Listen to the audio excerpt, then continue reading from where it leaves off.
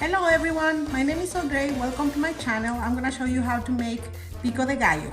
I'm gonna give you some tips when I'm doing my pico de gallo. So we need like 6 tomatoes, 5 or 6 tomatoes, medium size. You can find the red ones at the store, they taste better.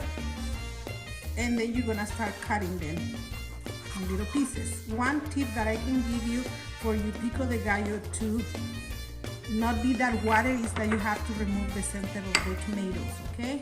Otherwise you're gonna have a lot of juice in your pico de gallo. Remember that you're gonna be putting lemon, so it's better if you remove this part so you don't have a lot of seeds on that, okay? I like to use the Roma tomatoes because I think they're easy to chop them and they taste better on the pico de gallo. Now that we're almost done with the last one, they're gonna look like you have little balls right here. Make sure that you also take off the little green part that you have right here on the bottom of the halves. Do you have any more tomatoes? Anything like show for display? No, you don't have any more. That's fine.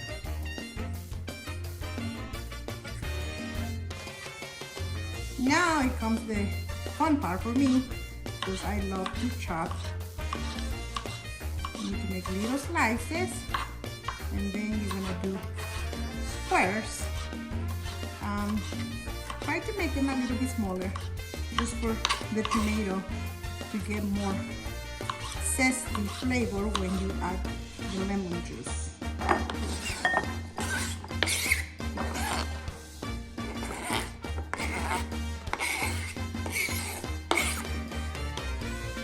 Now we're gonna add our onion. You can use yellow onion or white onion. I like to use the yellow one. It's a little bit sweet, but also when I have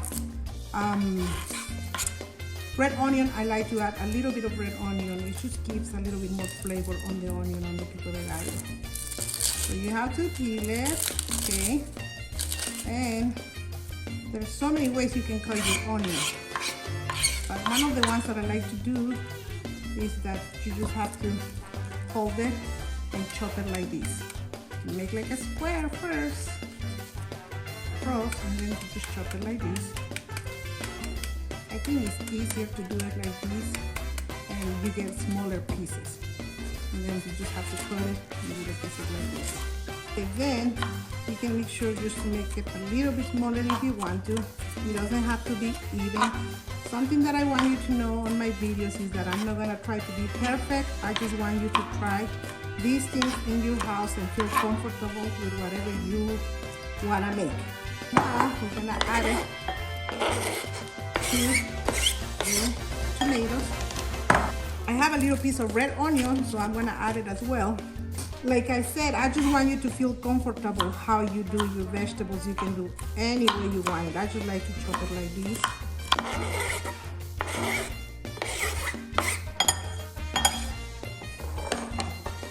After we have our tomatoes, our onions, we're gonna add our cilantro. Okay, this is one bunch that you can get just at the grocery store. After I wash it, I just like to check it and to make sure that we don't have like a lot of yellowish leaves. Okay, it's okay if you use one of the stems too. They taste better when you put it. And I just chop my cilantro. Now I can do my tomatoes and onion a little bit big if I want to, but for some reason with my cilantro I like to do it a little bit fine just to mix better with the tomatoes and onions.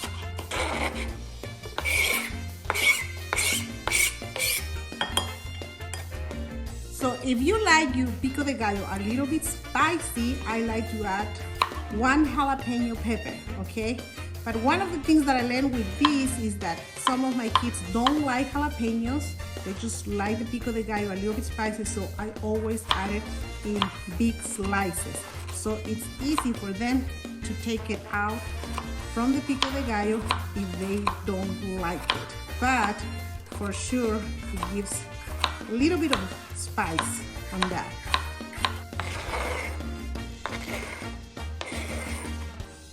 Okay, so this is something that I just like to do it on my pico de gallo. It's optional, you don't have to do it, but if you want to try something new, you can add a little bit of mint. I promise you that it will give a different flavor and it's pretty good. So these ones I like to slice it, chop it very fine before I put it on the pico de gallo. And it smells so good.